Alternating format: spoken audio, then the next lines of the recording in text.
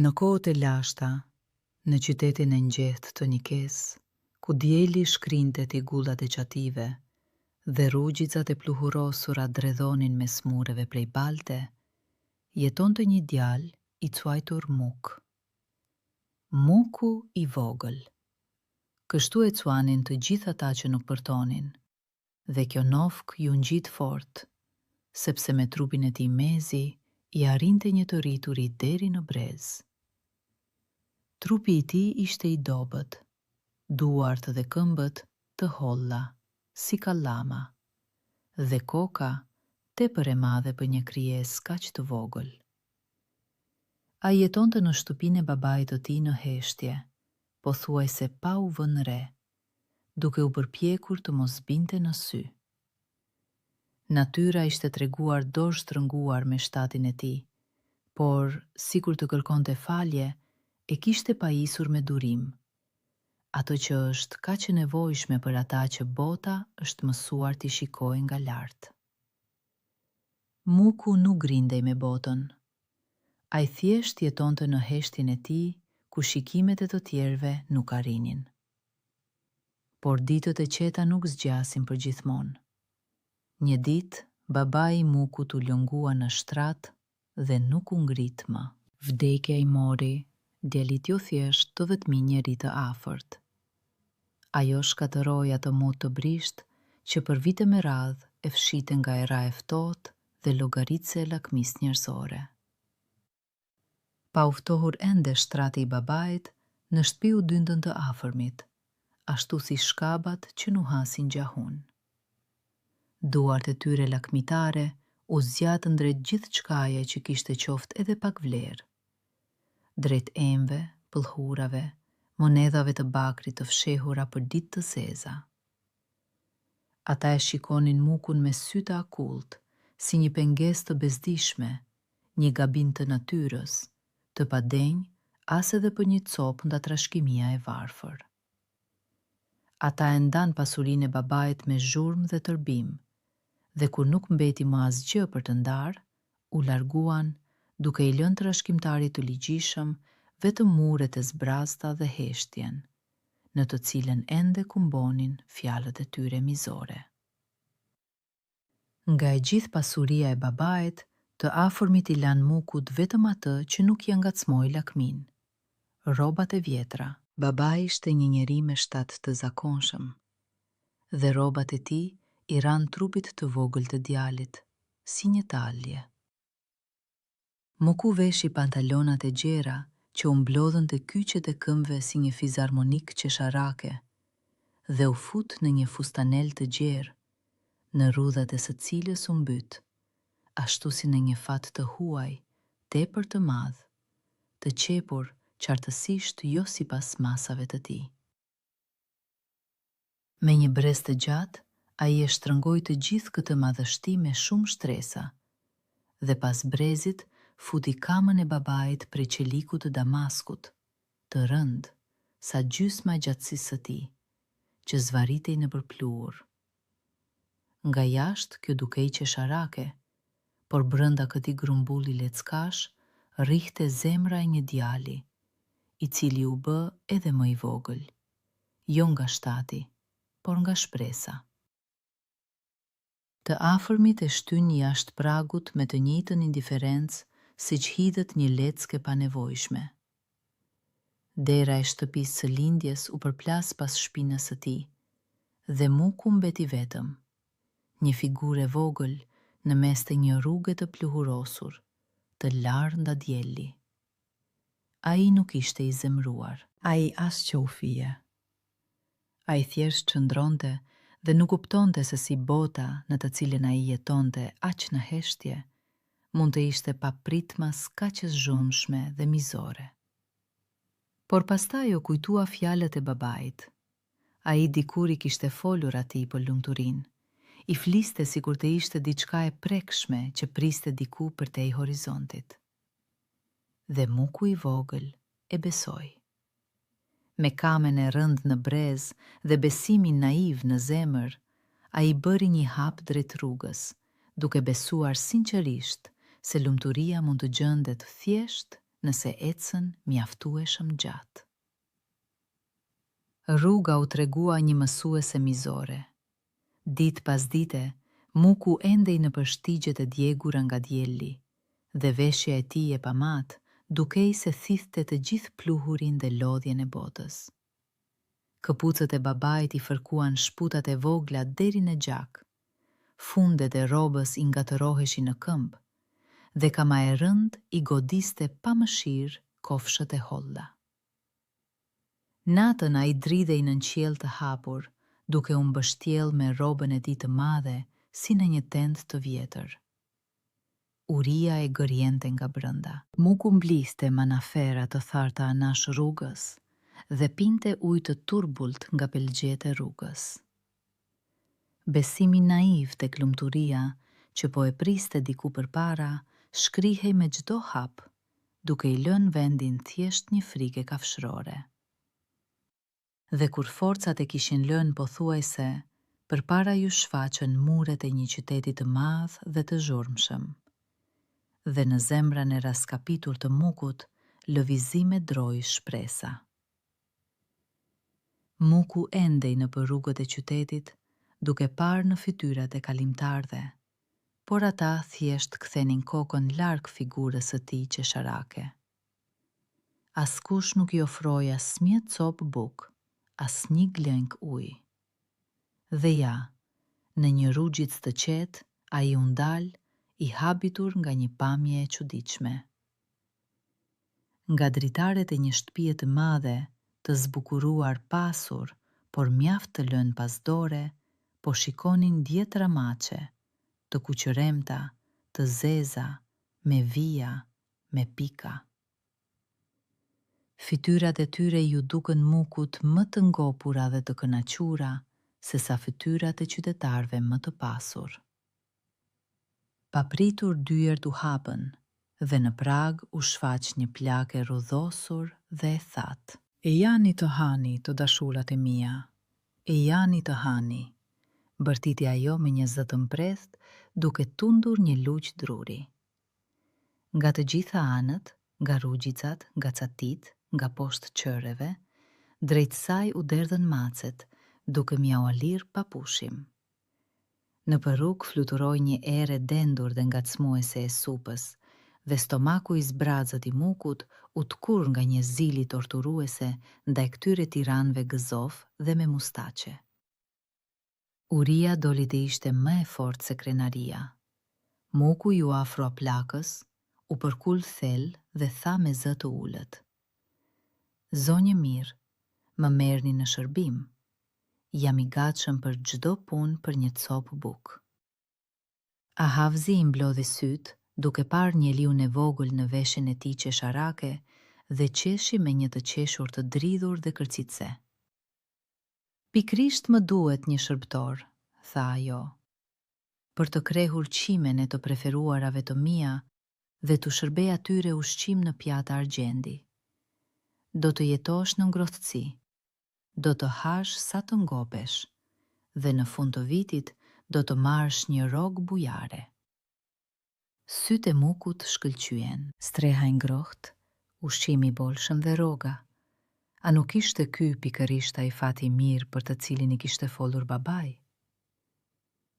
Ai pohoi me gëzim dhe bëri një hap pas pragut të shtëpisë së çuditshme, duke mos dyshuar se kishte ndëruar rrugën e pluhurosur me shërbimin te pronarët më të kaqoze dhe kryeneq në botë. Dëzimi i Mukut u avullua, që në ditën e parë, jeta në shtëpinë e zonjës Ahavzi nuk ishte një shërbim, por një skllavëri e vërtetë. Madje, skllavëri tek ata që talenti i tyre kryesor ishte aftësia për të mjaudhlir me zë të lartë. Çdo mëngjes ai lante, krihte dhe i shtrinte në jastëk mëndafshi një dyzinë macesh të lastuara, dhe secila prej tyre ndjente pushtetin e saj. Ato gërvishtnin duart e tij të holla, i fërshëlenin në fytyrë dhe refuzonin me përbuzje ushqimin nëse pjata nuk ju ishte ofruar me mjaftueshëm respekt. Plaka, në mjaudlitjen më të vogël të preferuarave të saj, lëshonte mbi mukun zemërin dhe qortime, duke e detyruar të shërbente edhe më me zel. Muku e kuptoi shpejt të vërtetën e hidhur. Në këtë botë të përmbysur, maqet ishin zotrinjt, ndërsa ai, shërbëtori i tyre i mjerë dhe pa të drejta, që qëndronte më poshtë se çdo tiran me bisht. Por makthi i vërtet fillonte kur zonja Ahavci dilte nga shtëpia. Sapo hapat e saj zbeheshin pas derës, e ngjëjt me gëzof ktheheshin në demon të tërbuar. Ato vraponin në përdhoma si një furtunë e çmendur, rrëzonin vazut e shtrenjta nga tavolinat, grisnin me kthetra tapetet persiane dhe përmbysnin shtambat me qumësht. Muku rente pas tyre me këmbët e tij të shkurtra, duke ju lutur të ndalonin, por maqet thjesht i fërshëlenin në fytyr me një përbuzje të hapur.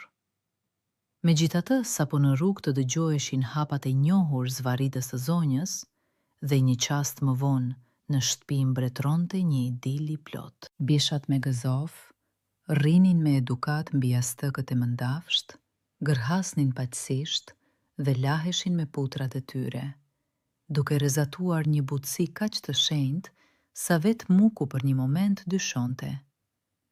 Mos valli ishte dukur e gjithë kjo gjudhurti. Duke u kthyer dhe duke parë vazot të tyjera dhe tapetet e grisura, zonja Ahavci skuqej nga tërbimi.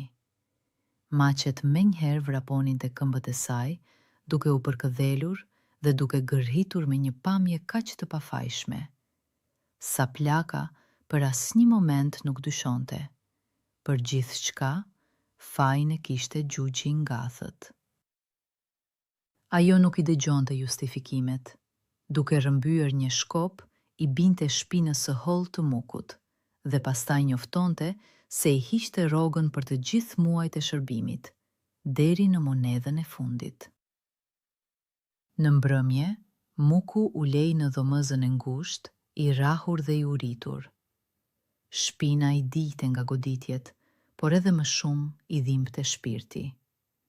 Nga vetëdia se në këtë shtëpi e vërteta gjithmonë gërhiste dhe gënjeshtra gjithmonë fitonte. Lotët i ishin tharë në faqe dhe dëshpërimin e zvendësoi një vendosmëri e ftohtë dhe e palkundur. Ai duhej ta ratise nga ky ferr me çdo kusht. Duke vendosur ta ratisej, muku gjykoi. Të ikte me duar bosh do të ishte budalalëk. Plaka i kishte mbetur borxh për muaj të tërë të shërbimit të raskapitës, dhe ai kishte të drejtë të merrte të paktën diçka. Atëherë u kujtua për dhomën në katinë e sipërm, derën e së cilës zonja Ahavci e mbyllte gjithmonë me një dry të rëndë. Atje nuk hynte askush dhe kur, dhe vetëm kjo zgjonte tek ai një kuriozitet të zjarrt. Një mëngjes, kur plaka u nxitua për në treg, ajo nga nxitimi harroi qelsi në vrimën e bravës. Muku ngriu duke e parë atë. Ky qelsi harruar u bë për të një ftesë për të shkelur të vetmin ndalim në shtëpi, ku të gjitha rregullat e tjera gjithsesi ishin kundër tij. Zemra po i rrihte të fëti kur e ktheu qelsin dhe dera e rëndë e lisi të dorëzua duke kërqitur. Dhoma doli të ishte mbushur me mbeturina të vjetra, tapete të pluhurosura, rroba të brishura, armë të zbehura dhe libra të mbuluara me merimanga. Asnjë ark me ar. I zhgënjyer muku, vuri re në raftin e sipërm diçka që shkëlqente dhe u zgjat drejt saj, duke u ngritur në maj të gishtave. Duart e tij të shkurtra nuk arrinin, ai u zgjat me të gjitha forcat dhe me bërril rrëzoi një vazo të madhe kristali. Ajo ra në dy shemen e gurt me një zhurmë shurdhuese, duke u thyer në qindra copa vezulluese. Muku u ngri nga frika. Kjo ishte vazoja e preferuar e zonjës Ahavci. Nëse plaka do ta shihte, ajo do ta vliste. Zhurma e kristalit të thyer kumboj për të si një këmban alarmi që njoftonte duhej të ikte tani. Në panik, ai rrëmbeu gjën e parë që i ra në dorë. Një palë këpucë të vjetra, të mëdha, të mbuluara me pluhur, dhe një shkop të vogël druri me një kokë luani të dendur me mjeshtëri. Duke i shtrënguar këto trofe të çuditshme në gjoks, ai u hodh me vrap jashtë shtëpisë, pa kthyer kokën. Muku nxitonte nëpër rrugicat e shtrembra, pa e zgjedhur rrugën. Fundet e rrobës i godisnin këmbët. Shkopi i rrihte kofshën. Zemra i rrihte kaq fort sa dukej i gjithë qyteti po dëgjonte aratisjen e tij të dëshpëruar. Ai kthente kokën në çdo kthes dhe pas çdo kosheje i bëhej se shihte ahavzin, e tërbuar me shkop ose maçet e saj hakmarrëse, që e ndiqnin si një tufe kuqëremt fërshëllëse. Gurët e përvëluar të kaldrëmit ja digjnin shputat e zbathura, dhe muku në vrap e sipër futi këmbët në këpucët e mëdha të vjetra nga dhoma e fshehtë. Ato i lëkundeshin në mënyrë qesharake në shputat e tij të vogla, por megjithatë e shpëtuan nga vapa.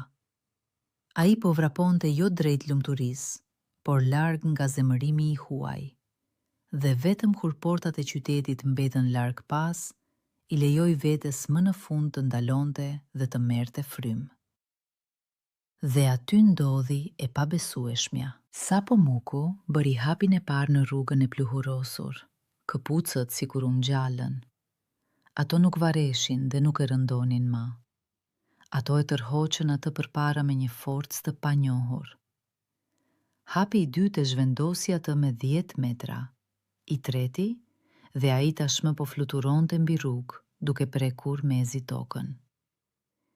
Pemët kalonin si njolla me ngjyra, fushat dhe fshatrat shkriheshin në një rip të larmishëm. Këmbët e tij të shkurtra, që tërë jetën kishin shërbyer si arsye për tallje, papritmas fituan krah, të fshehura në lëkurën e vjetruar të këpucëve të vjetra. Nga zëllimi u përzie me tmerrin. Ai po vraponte më shpejt se era, por si të ndalonte? Duke u kujtuar se si padashje ishte kthyer në thembër kur po dilte nga shtëpia, muku u rrotullua befas në thembër 3 herë. Këpucët ngrin në vend. Ai u rrëzua në bar, duke marrë frymë rënd, por duke shkëlqyer nga gëzimi, sepse kuptoi, këpucët e vjetra ishin magjike. Pasi mori veten, muku filloi të shikonte gjaun e dytë, shkopin e drurit me kokën e luanit të gdhendur me mjeshtëri në dorez. Ai e goditi me mendueshmëri në tokë. U dëgjua një tingull i çuditshëm, i pastër. E goditi përsëri, dhe shkopi sikur shkëputi veten nga duart e tij, duke goditur shpesh në një vend, sikur të kishte nuhatur diçka në thellësi. Muku u përpoq ta mbante, por lodhja mori të sajen. Ai e zuri gjumi pikërisht në bar, duke shtrënguar fort shkopin. Në ëndër ju shfaq një qen i vogël nga shtëpia e plakës, e vetmja krijesë që ishte treguar e mirë me të. Ai foli me një zë të qetë. Aty ku shkopi do të godas 3 herë, është kërëposur argjend. Ku do të godas 2 herë, gjendet ari pastër. Muku u zgjua në agjim dhe qëndroi gjatë i palëvizur, duke kuptuar. Druri i kurorëzuar me kokën e mbretit të kafshëve nuk ishte një shkop, por një qelës për çdo thesar të botës. Muku ishte ulur në bar, duke shtrënguar në njërën dorë shkopin, ndërsa me tjetrën përkëdhelte liqurën e vjetruar të këpucëve magjike dhe ndjente se si diçka po ndryshonte brenda tij. Frika po ikte, dhe në vend të saj po vinte një shpresë e guximshme, e panjohur më parë. Ai nuk ishte më një gjuhë i mirë, i dëbuar nga të gjitha erat. Ai kishte shpejtësi me të cilën nuk mund të krahasohej asnjë kal, dhe një shkop të aftë për të gjetur çdo thesar. Mjaft më duke u shërbyer maceve dhe duke duruar rrahjet e plakave. A i kishte dëgjuar tregime për një mbret të fuqishëm, kryeqyteti i të cilit shkëlqente pas maleve, dhe vendimi u pjek menjëherë. A i do të hynte në shërbim të vetë monarkut. Jo si një lypës që kërkonte diçka, por si një njeri që kishte diçka për të ofruar.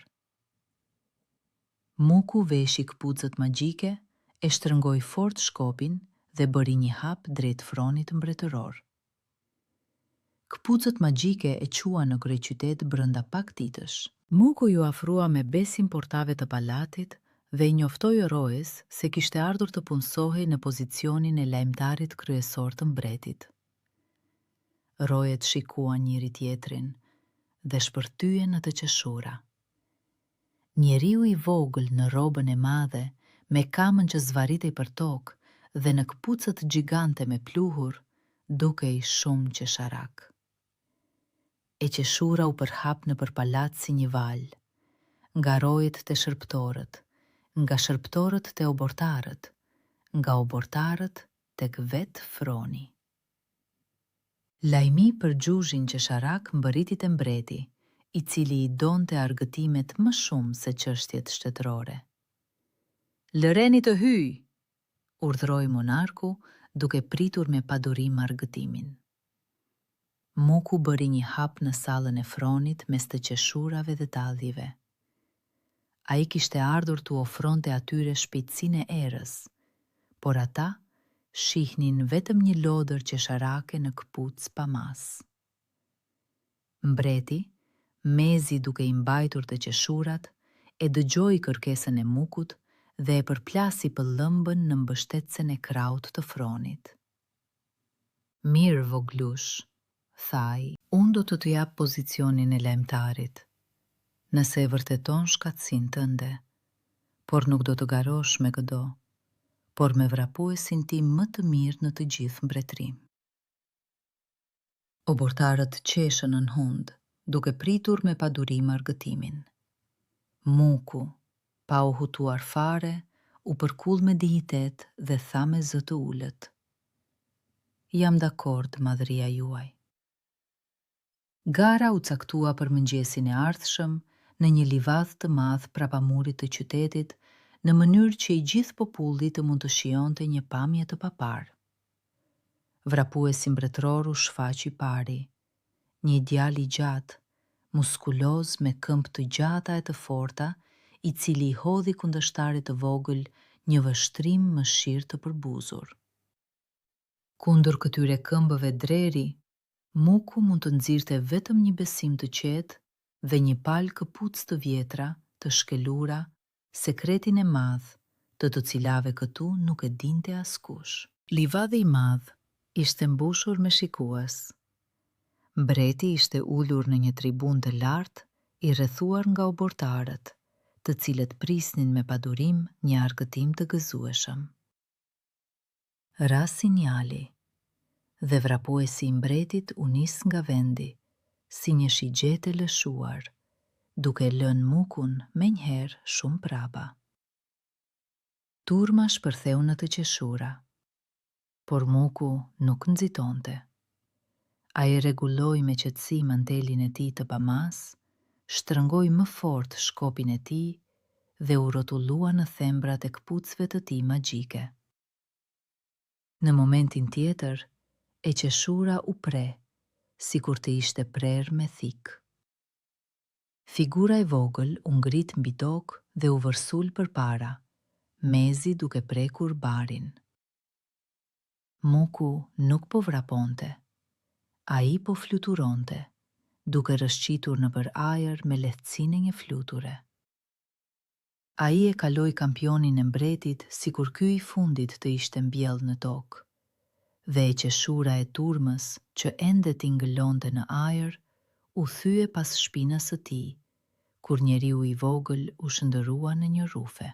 Ai arriti i pari në vijën e finishit, pa ju marrë fryma as pak, dhe u përkull me hir para mbretit të mbetur pa fjalë, në fulla e të cilit kishte rënë nga habia. Mbreti e mbajti fjalën e tij. Ai e emëroi solemnisht Mukun si vrapuesin kryesor të mbretit dhe lajmtarin personal të madhërisë së tij. Për herë të parë në jetën e tij, Muku mori një rrok të vërtet, një uniform të bukur, të qepur më në fund sipas masave të tij, dhe respektin e njerëzve të thjeshtë, të cilët e ndiqnin me shikime admiruese në rrugët e kryeqytetit. Dukej se lumturia u gjet, por në palat gjithçka ishte ndryshe. Obortarët, të cilët vetëm dje qeshnin me gjuqin qesharak, tani shtrëngonin dhëmbët nga inati. Ata nuk mund ta falnin që një lloj i shëmtuari e kaloi të preferuarin e tyre dhe mori një pozitë të lartë pranë mbretit. Pas shpinës së Mukut, filluan të mblidheshin rreth një zili të zezë dhe helmuese. Ai mori një kaftan prej kadifeje, por së bashku me të, fitoi edhe një gjurmë të padukshme të urrejtjes së të tjerëve, e cila zvaritej pas çdo hapi të tij të shpejtë nëpër korridoret e palatit.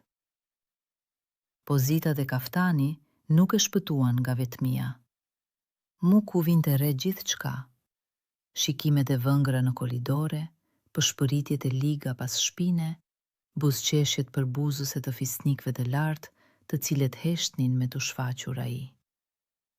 Ato e respektonin, por vetëm nga flika e shpejtësisë së tij të jashtëzakonshme, dhe jo si njeri. Kjo frikë ishte e ftohtë dhe nuk e ngrohte zemrën e vogël, e cila kishte aq shumë eti për ngrohtësi të thjeshtë njerëzore. Dhe Muku, në naivitetin e tij, vendosi që kjo ngrohtësi mund të blihej. Nëse bëhem bujar, mendonte ai, nëse do të shpërndaj ar, ata do të pushojnë së më përbuzuri për gjatësinë time dhe do të bëhen miqtë e mi.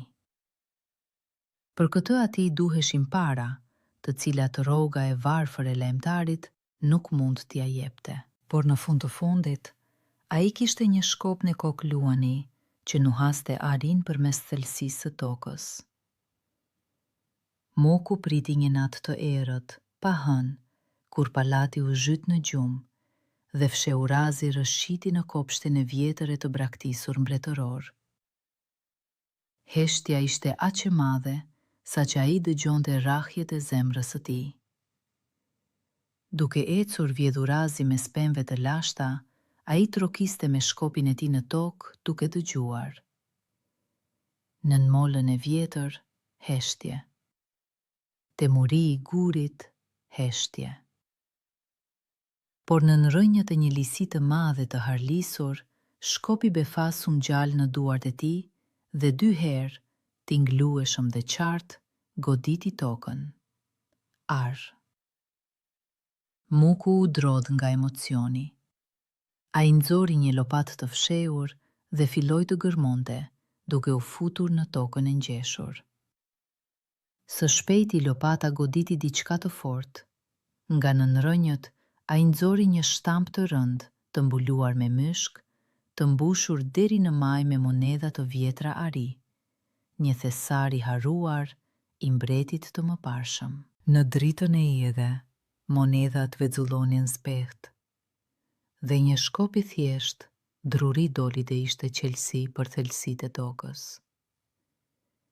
Të nesërmen Muku filloi të mbilte ar, si një mbjelës farat, me shpresën për të rritur një fushë miqësie. Ai shtronte gosti të pasura, duke ftuar pikrisht ata fisnik që vetëm dje përbuznin. Shpërndante me bujari monedha të vjetra, majtase djathtas, dhuronte dhurata të shtrenjta, duke parë në sytë e obortarve me një shpresë të ndrojtur, për të parë tek ata qofte edhe një pikë mirënjohje. Por në tokën e helmuar të oborit, bin vetëm barat e këqija me gjembat e lakmisë dhe dyshimit. Fisnikët e merrnin arinë e tij me buzëqeshje të reme, dhe pas shpine përshpëritnin akoma më me likësi se më parë. Nga e ka gjuqi i mjerë lajmëtar kaq shumë monedha të vjetra? A mos val po vjedh nga thesari I mbretit? Arkëtari kryesor, një njerëz I liçar dhe dinak, ishte I pari që nuhati diçka të keqe. Ai filloi të ndihte çdo hap të mukut, duke vënë në re çdo monedhë të shpenzuar dhe duke pritur me durim momentin për të goditur. Arkëtari veproi me shpejtësi dhe llogaritje të pamëshirshme. Duke bindur fisnikët ziliqar, ai u paraqit para mbretit me një denoncim. Muku I vogël hyn fshehurazi në thezarin mbretëror dhe vjedh haptazi ar. Nga tjetër, I ka ky xhuxh I mjerë kaq shumë monedha të lashta, të cilat nuk gjenden as në thezarin tuaj, madhëri? Pëshpëritnin ata dhe çdo fjalë binte si një farë helmuese në tokën pjellore të lakmisë mbretërore. Mbreti I besoi menjëherë, po atë natë rojet thyen dyert e dhomave të mukut. Ata e kapën në gjumë, e hodhën në dyshemen e ftohtë prej guri dhe e ranë brutalisht. Zinxhirët e rëndë të hekurt u mbyllën në kyçet e tij të holla dhe prangat dukeshin edhe më monstruoze në trupin e tij të vogël. Monedhat e arit, të cilat ai I jepte me bujari në kërkim të dashurisë, u kthyen në këto pranga. E hodhën në burgun më të thellë dhe më të errët të palatit. Mbi kokën e tij të madhe, vare dënimi I pashmangshëm me vdekje për vjedhje. Muku humbi gjithçka. Në mëngjes, mukun me zinxhir të rënd e tërhoqën zvarr në salën e fronit.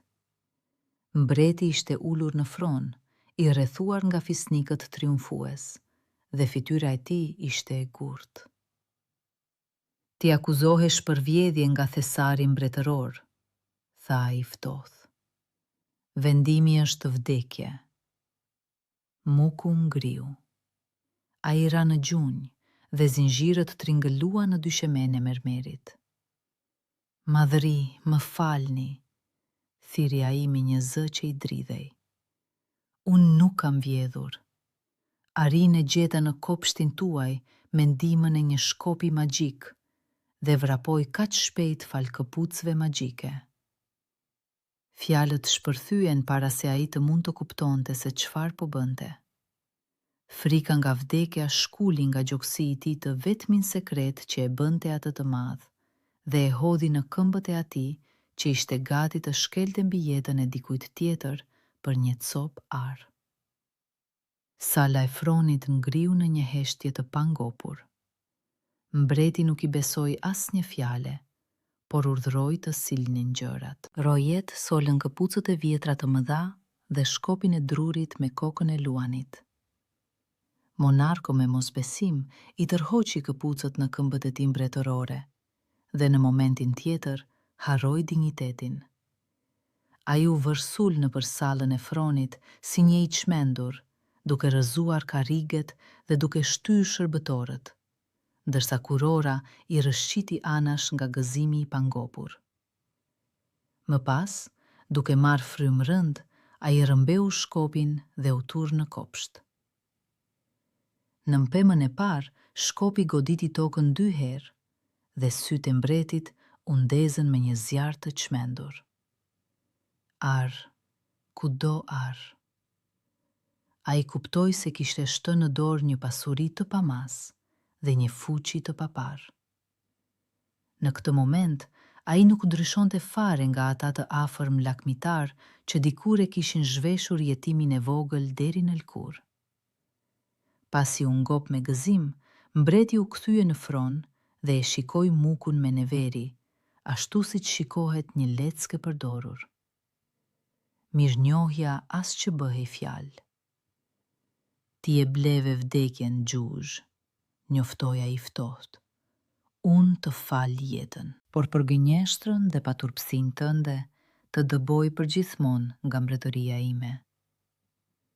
Nëse ndonjëherë kalon kufit e mi, do të ekzekutohesh menjëherë. Ai bëri me dorë në mënyrë shpërfilse dhe rojet e tërhoqën mukun zvarr tutje. e tërhoqën nëpër korridoret e palatit, e shtyn jashtë në rrugë dhe e përxun drejt portave të qytetit në ntaljet e turmës. Mbreti ja mori shpejtësinë dhe arinë e tij, duke i lënë vetëm turpin dhe rrugën me pluhur, e cila tani dukej se çonte drejt asgjës. Muku u bë përsëri ai që ishte në fillim, një i dëbuar i varfër, i vetmuar. Muku po ecte larg kryeqytetit, pa e ditur se ku po shkonte, derisa pemët u mbyllën mbi kokën e tij, duke gëlltitur rrexën e fundit të dielit. Ai humbi gjithçka, poxitën, rrogën, këpucët magjike dhe shkopin. Ai ishte përsëri ai që ishte në fillim, një gjugj i varfër e i shëmtuar, i vlefshëm vetëm për t'u tallur.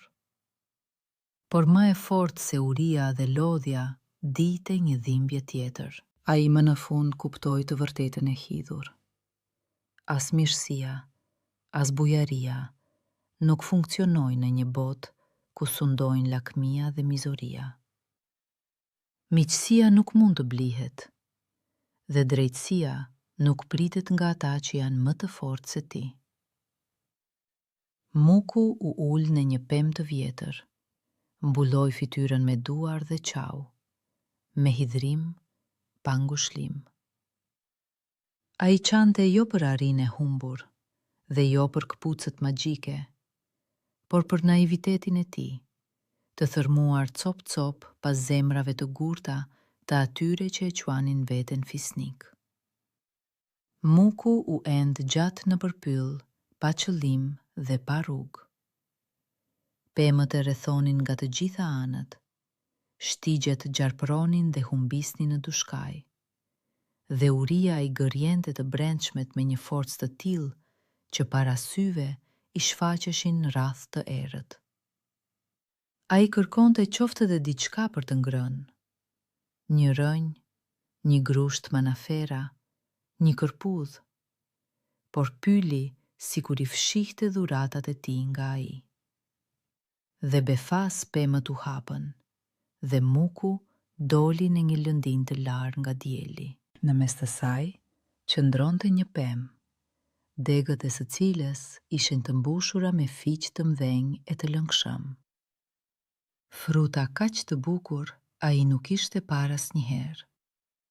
Ato e joshnin me shkëlqimin e tyre të qelibart, dhe muku, i uritur, duke harruar kujdesin, vrapoi drejt pemës, këputi disa fruta dhe u zhyt me lakmi në tulinë e tyre.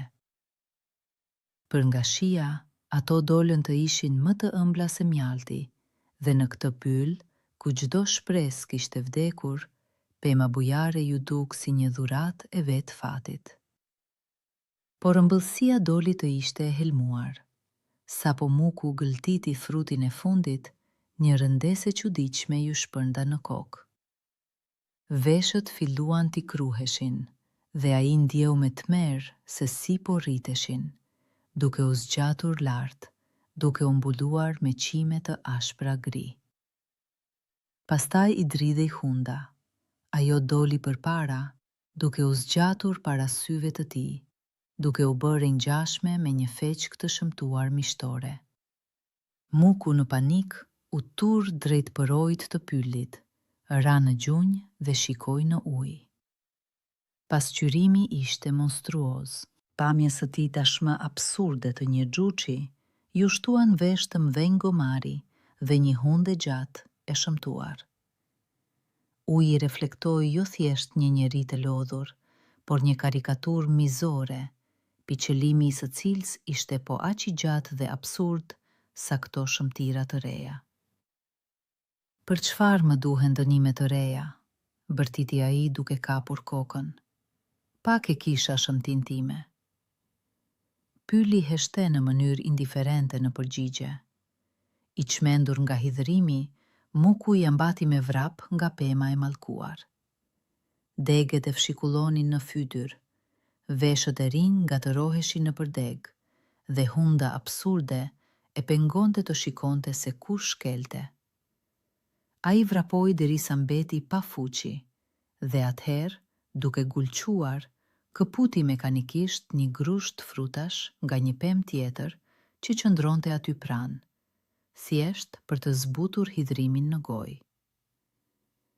Ai i gëlltiti ato pa menduar dhe pa pritmas ngriu. Rëndesa në kokë filloi të shkrihej. Veshët filluan t'i kruheshin përsëri, por tani ata po zvogloheshin duke u tërhequr mbrapsht. Hunda Otkur u shkurtua duke rifituar pamjen e saj të mëparshme. Muku u tur drejt për rojt dhe me zemrën që po i ndalte, shikoi në ujë. Veshët e gomarit nuk ishin më. Hunda e gjatë nuk ishte më. Aty po e shikonte fytyra e tij e zakonshme. Ai pshërtiu me një lehtësim të tillë, sikur të kishte rilindur. Pylli po luante ashpër me të, por në degën fqinje kishte fshehur shërimin. Muku u ul në bar dhe i shikoi të dyja pemët. Njëra shëmton, tjetra shëron. Dhe në kokën e tij të madhe, që gjithmonë shquhej për mprethësi, sikur shkrepi një rufe, dëshprimi u zhduk pa lënë gjurmë. Në buzët e tij ngadalë u hap një buzëqeshje dinake, pothuajse u gurzeze. Buzëqeshja e një njeriu që sapo kishte gjetur armën e tij të vërtetë. Në trurin e tij lindi rufeshëm një plan i shkëlqyer, i pagjakshëm dhe shumë ironik për t'u hakmar kundër mbretit lakmitar dhe oborit të tij të poshtër. Muku thuri 2 shporta nga hardit dhe filloi të mblidhte me kujdes frutat.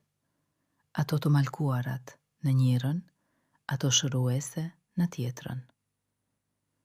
Kështu në pyllin e qetë, i armatosur vetëm me një shport me fiq, njeriu i vogël mendoi një hakmarrje, e cila duhej të gjëmonte më fort se topat.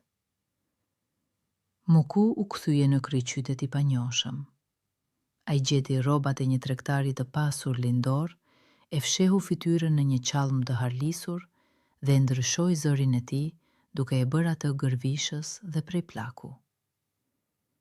Në sheshin e pallatit, ai shtroi një pëllhur mëndafshi dhe vendosi mbi të fiqt më të mëdhenj, më të bukur dhe më të lëngshëm, pikërisht ata, të malkuarit, prej të cilve rriteshin vesh gomari. Fiqt e vetë sultanit, gërvishte ai duke lavdëruar mallin. Fruta nga kopshtet e parajsës, një ëmbëlsi të tillë nuk e kanë njohur as perëndit. Kuzhinieri i mbretit, duke kaluar pranë, u ndal si i ngrirë. Fruta të tilla të papara ai nuk ishte hasur gjatë gjithë jetës së tij të gjatë. Pa bërë pazar, ai derdhi një grusht me monedha ari dhe e çoi shportën në pallat, duke ndërruar të befasonte mbretin. Muku e përcolli me sy dhe u zhduk në heshtje në turm. Ai nuk shiti thjesht fruta, por një hakmarrje të ëmbël e të lëngshme. Në mbrëmje, kuzhinieri i shërbeu solemnisht për ëmbëlsirën mbretërore fiqt magjik. Mbreti ishte i pari që zgjati dorën drejt pjatës, pas tij, princat, arkëtari dhe të gjithë fisnikët që dikur kishin qeshur me mukun. Ata u sulën me lakmi mbi ëmbëlsirën e çuditshme, duke përtypur dhe lavdëruar ëmbëlsinë e papar. Dhe pastaj filloi. I pari që bërtiti ishte arkëtari, duke kapur veshët e tij. Ata po zvarriteshin lart, duke u mbuluar me qime të ashpra gri. Më pas, u lëritën princat, duke kapur hundët e tyre, të cilat po zgjateshin drejt për drejt para syve të shërbëtorëve të çmendur. Mbreti, duke parë në pasqyrë veshët e tij të mdhenj të gomarit dhe feqkën e shëmtuar në vend të hundës mbretërore, u lëriti nga tmeri aq shumë sa u drodhën xhamat. Palati u mbush me britma dhe rrënkime. Shpirtrat e tyre të shëmtuar, më në fund gjetën një kornizë të jashtme të denjë dhe i gjithë obori, që mburej me fisnikrinë e tij, u shndërrua në një tuftë të mjerë gomarësh veshgjatë. Mbreti në dëshpërim thiri të gjithë shëruesit e mbretërisë, Beata vetëm grinin supet të pafuqishëm. As pomadat, as xierjet, as yshtjet nuk ndihmonin. Veshët e gomarit rinin ngrehur, hundët vareshin, dhe paniku në palat rritej me çdo orë. Dhe ja, nëpër qytet u përhap një thashëthem. Nga vendet e largëta kishte mbërritur një mjek i mencur, i aftë të shëronte çdo sëmundje, madje edhe më të çuditshmet. Ky ishte sigurisht Muku i vogël, me një mantel të gjatë dietari dhe syze të rumbulakta, plotësisht i panjohshëm. Ato e sollën urgjentisht në palat. Si fitlim, ai i dha një frut shpëtimtar princit më të vogël, atij që e kishte tallur më pak se të gjithë. Veshët dhe hunda e djalit u tërhoqën mbrapsht para syve të oborit të habitur. Mbreti u hodh drejt mjekut, duke e kapur prej duash. Kërko çfarë të duash, çfarë do të sari, vetëm më shëro. Muku u li kokën duke fshehur një buzëqeshje. Muku kërkoi që ta linin vetëm me mbretin. Dyert u mbyllën dhe atëhere ai e hoqi mantelin e dietarit dhe i hoqi syzet. Mbreti u zbe duke e njohur gjuqin e dëbuar. Ilaçi për shëmtin tënde, tha Muku qetë. Ndodhet në zemrën tënde, por kam frikë se nuk do ta gjesh. Ai u afrua qetësisht te sënduku, nxori këpucët e tij magjike dhe shkopin me kokë luani. Vishi këpucët, shtrëngoi shkopin dhe u kthye nga monarku, i mbetur pa fjalë. Mbaj veshët e tu me nder, mbret, të shkojnë shumë. Ai u rrotullua 3 herë në thembër dhe u zhduk duke e lënë sundimtarin lakmitar me vesh gomari për gjithmonë. Muku i vogël u vendos larg në një qytet të qetë ku jetonte në vetmi dhe begati. Ai nuk kërkonte më miratimin e askujt. Ai nuk u largu asnjë hakmarrës, por se një i urtë që njohu të vërtetën kryesore. Lumturia e vërtet nuk mund të blihet, as nuk mund të lypet.